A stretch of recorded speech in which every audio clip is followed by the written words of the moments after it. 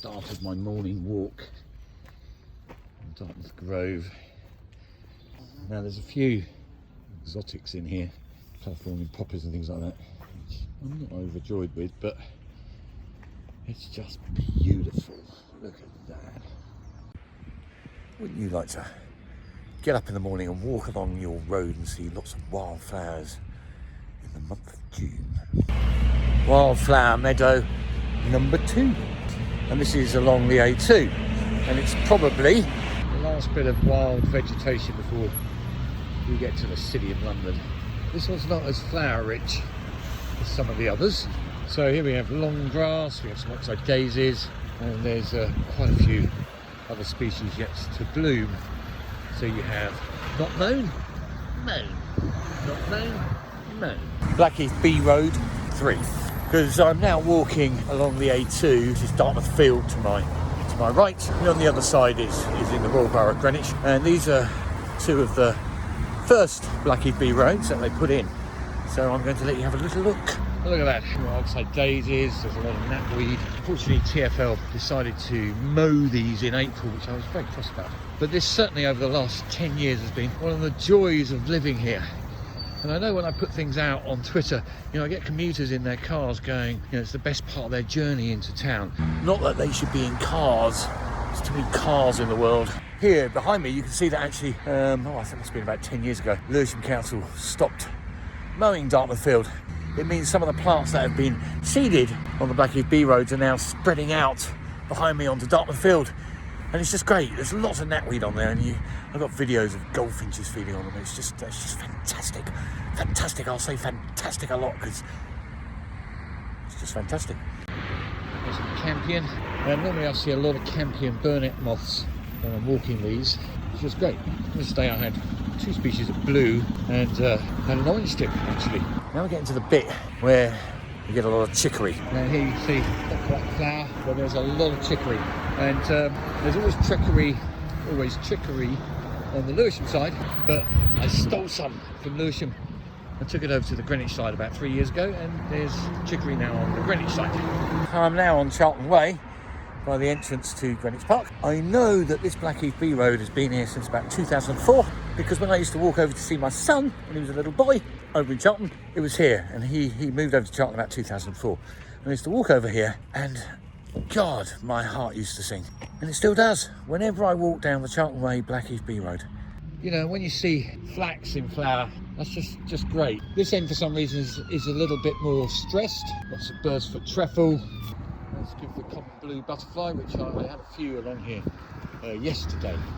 And now we're into Viper's bugloss land. Stands and stands of Viper's bugloss. I just love it. Echin vulgare. And one day I might find the Viper's bugloss solitary bee, which is down at the Greenwich Peninsula Ecology Centre. So I'm now on Prince Charles Road, which runs all the way to Blackheath Village from Greenwich Park. It's in 3 sections. You've got the Royal Borough section, Royal Borough of Greenwich.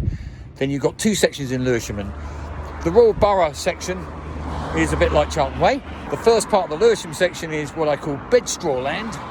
There's lots of ladies' bedstraw there. And the 3rd section is a new Blackheath B road, which was actually established last year. And I actually got videos of it being established, which I still haven't got around to publishing. So let's have a look. So this is Royal Borough, going up to the roundabout in the middle of the A2. And actually running along the A2 is an informal one. It was never seeded, it's just done what it's done. It's still very, very beautiful, but it doesn't have the same floral diversity as the other ones, which were intentional. So you can just see some bedstraw here, and there's a lot of bedstraw on this second part of the Prince Charles Road, and obviously there's Echin vulgare, lots of poppies actually on this part of the B roads.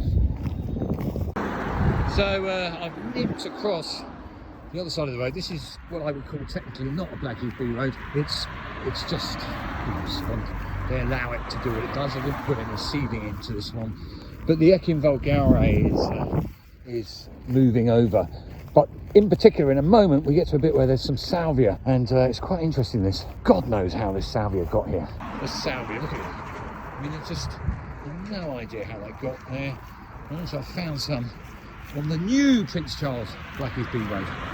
That's the end of the second Prince Charles Blackheath Bee Road. I don't know if you can see it, but I just love that ekinvol going. It's kind of taken root in a drain.